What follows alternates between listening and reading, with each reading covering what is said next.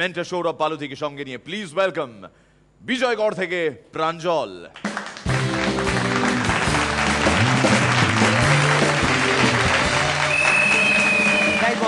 তোর কিন্তু ওই জোকটায় হাসা উচিত ছিল। কি যে বলিস, আগের জোকটায় অতখানি হাসলাম, পরের জোকটায় ততটাই হাসবো, পরপর দুটো জোকে হাসবো। তুই পেমেন্টের লেভেলটা দেখেছিস? আসতে বল, এখন ব্রেক চলছে, পাশে ডিরেক্টোরিয়াল রুম, যদি শুনতে পায় না পেমেন্ট বিলো সি লেভেল করে দেবে বলে দিলাম। আর একটা কথা বলি, এই আমরা যদি এই পার্টিসিপেন্টদের জোক বা যা বকে ওইগুলো শুনে যদি না হাসি, পাবলিক কি ভাববে বলতো? কি ভাববে?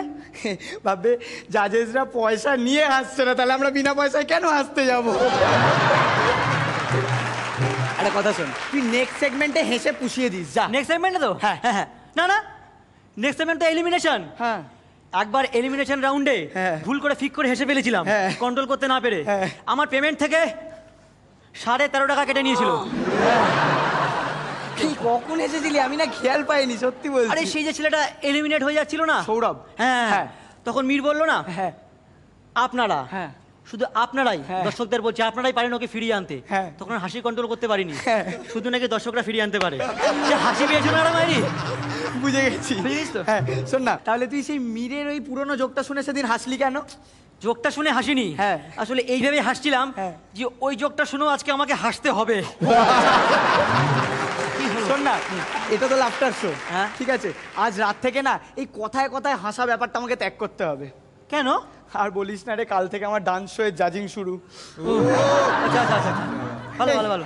তো তোর তো ডান্স শো একটু এক্সপিরিয়েন্স আছে, আমার না বড্ড ভয় লাগছে ওই ডান্স দেখে না ফিক করে হেসে ফেলি। না না, সাহস রাখ সাহস রাখ সাহস রাখ। কোথায়?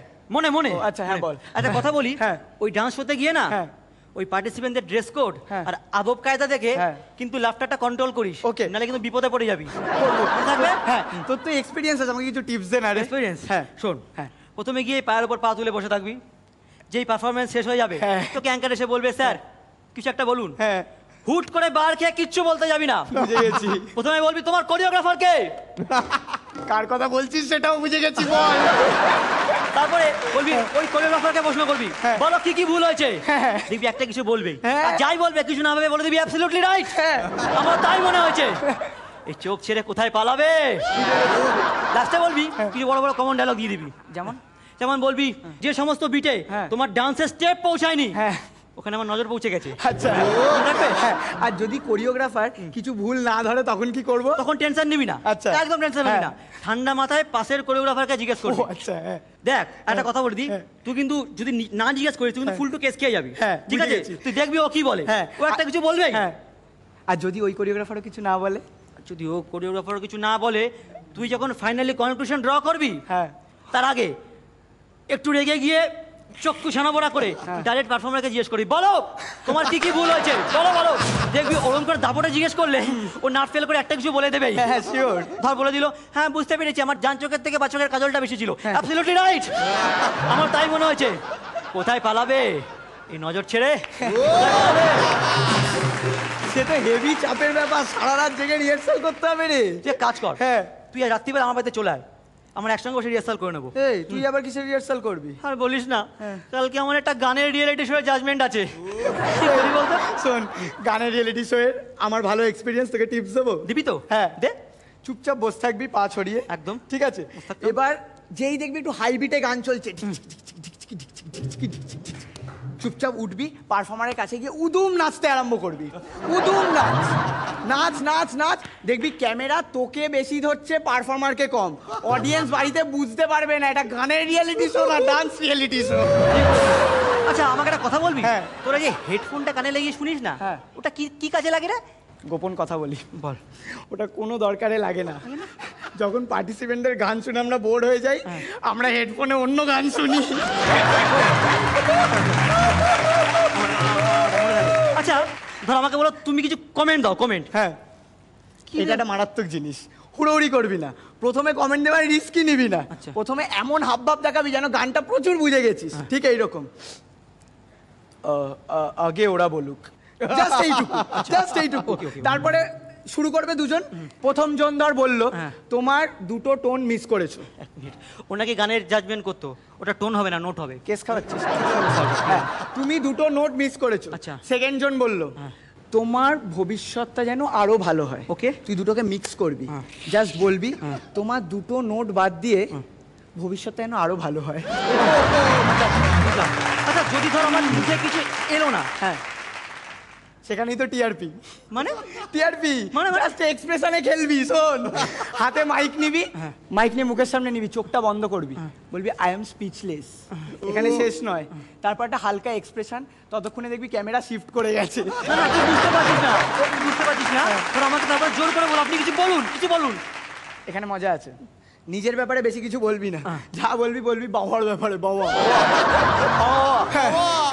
বাবা, বাবা, আমার বাবা যদি থাকতো, আমার বাবা যদি আমার জাজমেন্ট দেখতো, এরকম খেলে দিবি, ঠিক আছে? ও বাবা, ঠিক আছে। আচ্ছা আচ্ছা, আমাকে একটা লাস্ট কথাটা বল। হ্যাঁ বল। ধর আমাকে যদি প্রথমেই বলো কমেন্ট করতে, একদম শুরুতেই, হ্যাঁ, কি করবো? আবার রিস্ক নিবি না। আচ্ছা। চুপচাপ উঠে দাঁড়িয়ে পড়বি, ইচ্ছা করবে সেট ছেড়ে পালিয়ে যাই, যাবি না। পারফর্মারের কাছে যাবি, পারফর্মারের কাছে গিয়ে একটা দুষ্টু একটা মিষ্টি এক্সপ্রেশন দিয়ে জাপটে জড়িয়ে ধরবি পারফর্মারকে, জাপটে জড়িয়ে ধরবি, ধরে একটা কমন ডায়লগ। কি বলবো? আমার গায়ে কাঁটা দিচ্ছে। বুঝতে পেরেছিস? বুঝতে পেরেছি। তবে এই জিনিসটা ঠিক এপিসোড শেষ হওয়ার আগে আগে করবি। কেন বলতো? কেন? পুরো 1.5 ঘন্টা ধরে ব্রেকে যাওয়ার আগে এরপর এরপর এরপর তোকেই দেখিয়ে যাবে। কাকে ডাকছিস? ওই মিরাকেলের শুভঙ্কর। হ্যাঁ, ডাকছে। ডিরেক্টর ডাকছে। কেন? আর এখন এপিসোড শুরু হবে, চল আরেকবার শেষবারের মতো হেসে নি। এই আমাদের জীবনটা কি ফ্লাকচুয়েটিং না?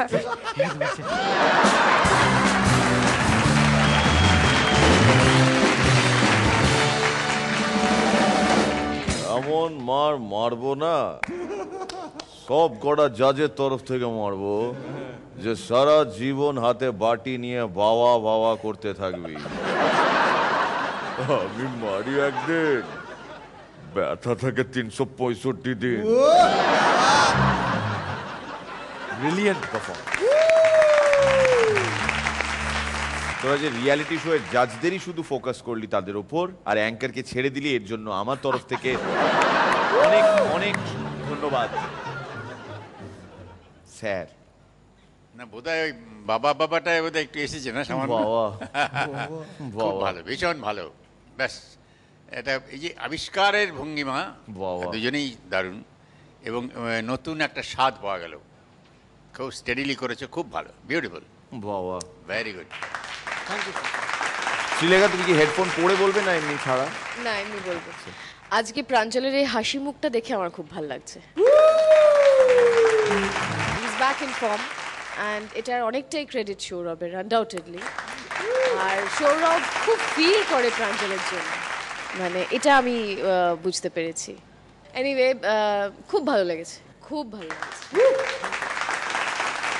রনিদা, তোরা যখন মানে এতগুলো গ্রুপ পেরিয়ে এসছিস, তো এতগুলো রাউন্ড পেরিয়ে এসছিস, যখন কেউ নড়বড় করতে থাকিস, তারপরে যখন আমরা কিছু বলি, ইনফ্যাক্ট পারফর্ম করাটা তো অনেক শক্ত। এখানটায় বসে একটা সহজ নিশ্চিন্ত জায়গা থেকে এই খুঁত ওই খুঁত ধরানোটার মধ্যে খুব মানে বিরাট কোনো শক্ত ব্যাপার নয় হয়তো সেটা, কিন্তু যখন নাকি তোদের মুখগুলো নিভে আসে এতটা পরিশ্রম করার পরে, তার আগে হয়তো রাত জেগেছিস, নিজেরা নানা রকম প্রবলেমের মধ্যে রয়েছিস, সত্যি সত্যি খুব কষ্ট হয়। মানে একটা সময় মনে হয় র্যাগিং করছি, কিন্তু তারপরে যখন আবার ফিরে আসিস ততটাই ভালো লাগে। Very good, keep it up. Thank you sir. Shilu, খুব ভালো হয়েছে, তোমাদের স্টেপগুলো খুব ভালো হয়েছে, বডি ল্যাঙ্গুয়েজ খুব ভালো ছিল, রিদমটাকে খুব ভালো নিয়েছো, তুমি নিশ্চয়ই কোরিওগ্রাফার। স্ক্রিপ্টের মধ্যে ছিল যে দুটো নোট বাদ দিয়ে তোমার ভবিষ্যৎটা ভালো। আমি বলবো তোমাদের দুটো নোটও অফ পিচ হয়নি, পুরোটাই সুরে ছিল, perfect. All the best Sourav, thank you, and Pranjal, very well done.